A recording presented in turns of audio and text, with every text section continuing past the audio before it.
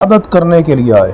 اس سے معلوم ہوا کہ جو بڑا ہے اس کو چھوٹے کی عیادت کرنی چاہیے، اور یہ مکارم اخلاق میں ہے اور تواضع کے اندر شمار ہوتا ہے، ٹھیک ہے نا۔ عیادت کرنے کا ویسے بھی بڑا ثواب ہے۔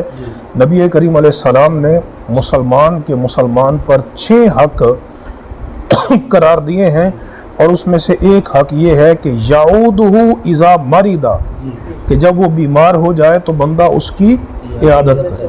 سمجھ آ رہی ہے؟ ایک حدیث میں موجود ہے، نبی کریم علیہ السلام نے ارشاد فرمایا، سنن الترمذی کی حدیث ہے، من عادى مریضا لم یزل فی خرفۃ الجنہ، فرمایا کہ جو کسی مریض کی عیادت کرتا ہے تو وہ مسلسل جنت کی کیاریوں میں رہتا ہے یہاں تک کہ وہ واپس پلٹ آئے۔ ایک روایت میں ہے کہ جو بندہ صبح کے وقت کسی مریض کی عیادت کرے تو شام تک 70,000 فرشتے اس بندے کے لیے